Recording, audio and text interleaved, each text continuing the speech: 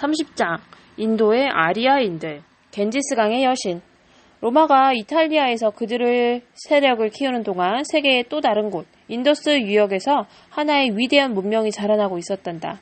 인더스 유역에 있던 신비에 쌓인 채 버려진 도시 모헨조다로 기억나니? 인더스 유역의 성체 도시들은 아주 오래전에 버려졌단다. 왜 그렇게 됐는지는 확실히 알 수 없어. 어쩌면 도시들이 침입자의 공격을 받았는지도 몰라. 아니면 오랜 가뭄으로 농작물이 자라지 못해 사람들이 떠났는지도 모르지. 혹시 지진이 도시를 폐허로 만들어 버렸을 수도 있어. 우린 그 이유를 결코 알 수 없을 거야.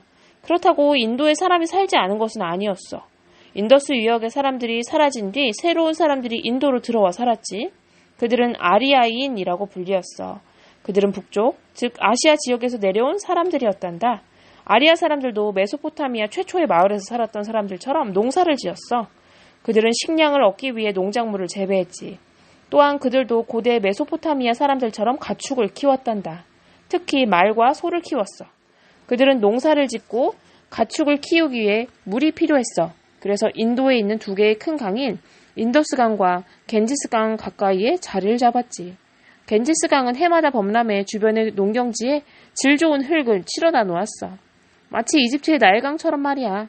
고대 인도 사람들은 범람한 겐지스강이 남겨놓은 흙에서 훌륭한 농작물을 재배했단다. 그들은 메소포타미아 사람들처럼 밀을 재배했고 중국 사람들처럼 벼를 재배했어.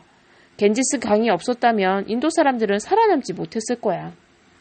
그들은 강을 최고의 신이자 생명의 신인 시바가 준 최고의 선물이라고 믿었단다. 시바와 겐지스강에 대해 전해 내려오는 고대 인도 사람들의 이야기를 들려줄게. 옛날 강의 여신 강가가 하늘에서 살고 있었다. 그녀는 인간 세상에 내려오는 법이 없었다. 강가는 하늘에서 춤추고 돌아다니면서 구름 속에 살고 있는 것들에게만 물을 주었다. 저 아래 세상에 대해서는 전혀 신경 쓰지 않았다. 인도의 어진왕 부아지라타는 점점 더 걱정이 되었다. 물 없이 백성들이 어떻게 살 수 있을까? 강가가 하늘에서 내려와 땅에 살고 있는 사람들에게 물을 가져다 주면 좋을 텐데. 하지만 강가는 내려오려 하지 않았다. 그녀는 물을 가지고 하늘에 머물러 있었고 인도 사람들은 목이 말라 고통스러워했다. 그래서 부아지라타 왕은 생명의 신 시바에게 간청했다. 시바님이여, 그는 울부짖었다. 사람들이 목이 말라 죽어가고 있습니다. 제발 강가님을 이 세상에 내려보내 주시옵소서. 시바는 부하지라타 왕의 애원을 듣고 강가를 불러 말했다. 강가, 사람들이 목이 마르다는구나. 네가 땅으로 내려가 그들에게 물을 주도록 하여라. 하지만 강가는 시바의 청을 거절했다. 싫어요. 그녀가 말했다. 저는 제가 제일 좋아하는 이곳 하늘에 그대로 머물러 있을 거예요. 세상 사람 일은 제 알 바 아니에요. 그러자 시바가 위험 있는 목소리로 다시 말했다. 너에게 명령하노니 너는 내게 복종해야 한다. 강가는 화가 나서 소리쳤다. 땅으로 가라고요? 그래요. 바로 땅으로 내려가죠. 그래서 사람들을 모두 물에 빠져 죽게 만들 거예요. 그녀는 구름 위에서 균형을 잡고 땅을 향해 몸을 내덜질 준비를 했는데 그 기세가 어찌나 격렬했던지 물이 넘쳐 땅 표면을 온통 뒤덮을 것만 같았다. 그러나 강가가 무슨 짓을 하려는지 눈치챈 시바가 그녀보다 먼저 땅으로 뛰어내렸다. 땅으로 내려오던 강가는 시바의 머리 위로 떨어졌다. 그녀의 몸은 땅 위에 불쌍한 사람들이 아니라 시바 위로 떨어진 것이었다. 물은 시바의 머리 위에서 7줄기로 흘러내려 목마른 땅으로 흘러갔다. 7줄기의 물은 합해져서 하나의 거대한 강인 겐지스강이 되었다. 그리고 겐지스강은 광뚝을 따라 살고 있는 사람들에게 생명과 풍요를 가져다 주었다. 시바와 강가를 비롯하여 많은 여러 신들을 믿었던 사람들을 힌두인이라고 불려. 그들의 종교는 힌두교라고 불렀지. 고대 이집트 사람처럼 힌두인들도 여러 신들을 받들기는 했지만 힌두교 신자라면 누구나 겐지스강을 숭배했어. 오늘날에도 힌두교 순례자들은 여전히 겐지스강으로 간단다.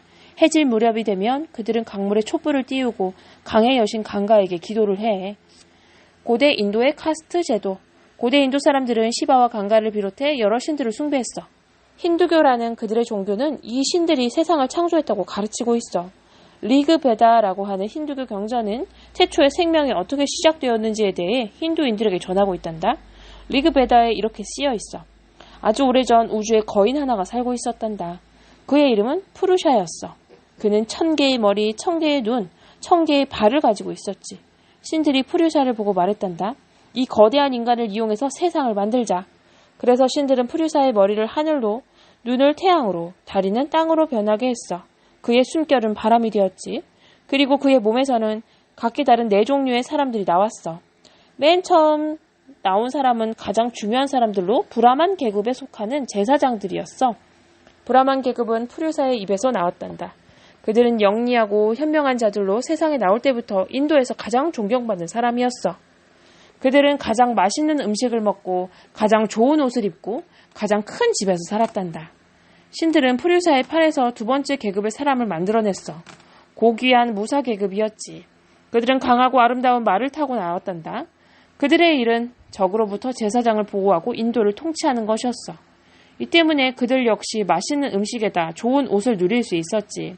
하지만 제사장이 누리는 것만큼 좋은 것은 아니었단다. 다음으로 신들은 프류사의 무릎에서 상인과 농부를 만들어냈어. 상인들은 물건을 사고 팔았고 농부들은 농작물을 재배하고 가축을 키웠어. 그들은 매일 열심히 일했단다. 그들은 배고프지 않을 정도의 음식과 따뜻한 옷을 입었지만 볼품없는 집에서 살아야 했어. 그들의 삶은 무사와 제사장의 삶보다 더 힘들었지.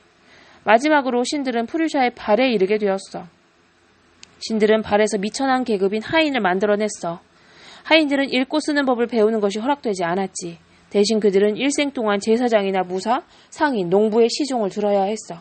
이렇게 사람을 4개의 계급으로 나눈 것을 카스트 제도라고 해. 너의 엄마 아빠가 농부 카스트에 속해 있다면 넌 농부가 되어야 하고 농부로 태어난 사람하고만 결혼할 수 있는 거지. 넌 절대로 무사나 제사장이 될 수 없어. 그리고 만약 엄마 아빠가 하인이라면 너도 하인이 되어야 할 운명인 거야. 제사장, 무사, 농부와 상인은 네가 평생 동안 자신들의 시종을 드는 것을 당연하게 생각해. 넌 읽고 쓰는 법을 절대로 배울 수 없으며 죽을 때까지 다른 사람을 위해 요리하고 빨래하고 청소해야 해. 그러나 인도에서 가장 불쌍한 사람은 카스트 제도 어디에도 전혀 속하지 못하는 사람이었어. 그들은 불가촉, 천민이라고 불렸지. 불가촉이란 접촉할 수 없다는 뜻이야. 그들은 제사장이나 무사, 농부나 상인은 물론 하인조차도 될 수 없었지. 그들은 인도에서 가장 불쌍하고 가장 비참한 부류에 속했어. 그래서 불가촉 천민은 고대 인도에서 가장 지저분한 일을 했어.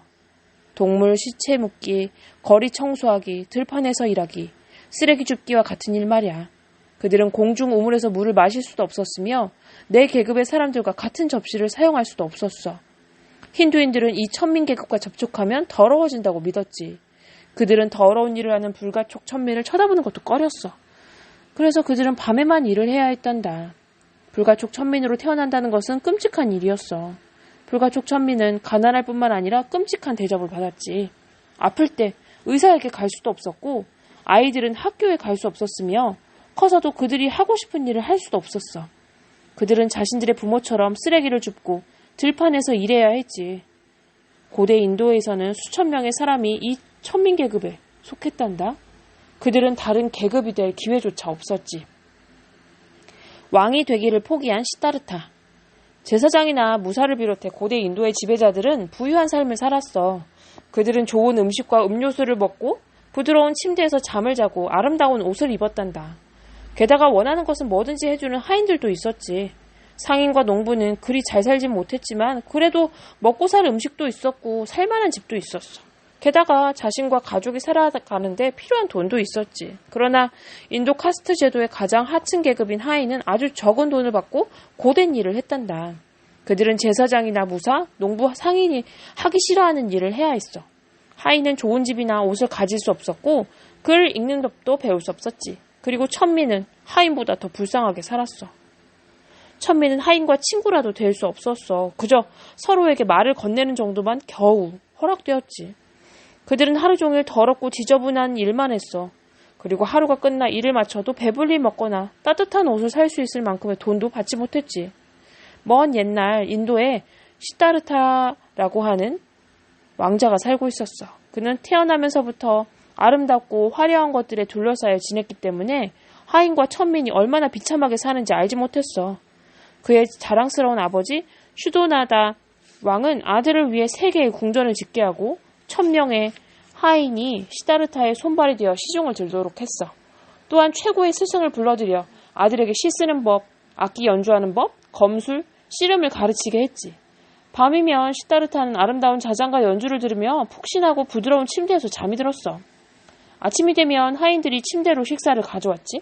시인들이 그를 위해 시를 읊는 동안 다른 하인들은 그의 방에서 좋은 향기가 나도록 향을 피웠단다. 그러나 시타르타는 자라면서 바깥 세상에 대해 호기심을 가지게 되었어. 성벽 밖에는 무엇이 있습니까? 그가 아버지에게 물었어. 나가서 도시를 구경하고 싶습니다. 그곳에는 네가 보아야 할 게 아무것도 없단다. 왕이 말했어. 그냥 궁전 안에 머물면서 내가 주는 좋은 음식을 누리도록 해라. 음악과 시를 즐기면서 말이다. 하지만 시타르타는 밖에 나가게 해달라고 왕을 계속 졸랐단다. 결국 슈도나다 왕은 아들의 청을 줄여주었지. 하지만 왕은 시타르타의 수레를 끄는 사람에게 궁전 근처의 거리에만 머물라고 미리 일러두었어. 왕은 거리를 깨끗이 청소하고 건물 앞쪽을 다시 칠하도록 명령했지. 그리고 병들고 가난한 사람들을 모두 도시의 구석으로 몰아냈단다. 그런 뒤에야 왕은 아들이 나갈 수 있도록 허락했어. 처음에 시타르타는 기뻤단다. 도시가 내 궁전만큼이나 아름답구나. 그는 소리 질렀어. 이런 도시에서 살면 얼마나 멋질까. 그리고 이 도시 사람들은 얼마나 운이 좋은가. 그러나 그의 수레가 모퉁이를 돌았을 때 시타르타는 매우 늙은 노인 하나를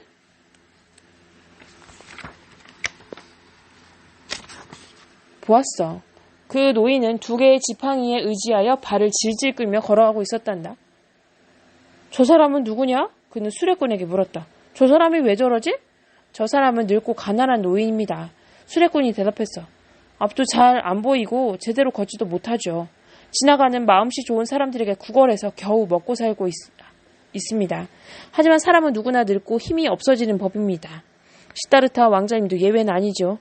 시타르타는 그때까지 노인을 본 적이 없었어. 그는 소름이 끼쳤단다. 그러나 몇 분 뒤에 시타르타는 훨씬 더 고통스러워졌어. 길거리에 앉아서 등을 구부린 채 고통스러워하며 도움을 청한 한 남자를 보았을 때였지. 저 사람은 왜 저러느냐? 시타르타가 물었어. 병이 들었습니다. 수레꾼이 대답했어.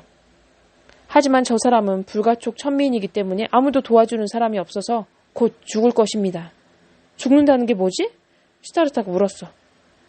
죽는다는 것은 삶이 끝나는 거지요. 수레꾼이 말했어. 우리는 모두 죽게 된답니다. 시타르타 왕자님도 예외는 아니죠. 성으로 돌아온 시타르타는 슬픔과 고통에 잠겼어. 그는 사람들이 아픔과 고통 속에서 살고 있다는 것, 그리고 모든 사람은 죽게 된다는 사실을 전혀 몰랐지. 그는 자신의 주변을 둘러싸고 있는 화려함이 모두 거짓이고 잘못된 것처럼 느껴졌어. 그래서 좋은 옷을 벗어버리고 거짓처럼 초라한 옷을 입고 세상으로 나갔단다. 몇 년 동안 시타르타는 거짓처럼 살았어. 그는 왜 사람이 늙고 병들어 마침내 죽는지 깨달으려고 애썼단다. 어느 날 시타르타는 보리수 나무 밑에 앉아 삶의 비밀에 대해 생각하고 있었어. 갑자기 그는 외쳤어. 알았다. 가난한 사람이든 병들고 불쌍한 사람이든 상관없이 모든 사람들은 선량한 삶을 영위함으로써 행복을 구할 수 있는 것이다. 그때부터 시타르타는 부처로 알려지게 되었단다. 그는 자신을 따르는 사람들에게 정직하고 적과 화해하고 폭력을 피하라고 가르쳤어. 부처를 따르는 사람을 불교도라고 불러. 고대 인도의 많은 사람들이 금세 불교도가 되었어. 오늘날 인도는 물론 세계 여러 나라의 수많은 사람들이 불교를 따르고 있단다.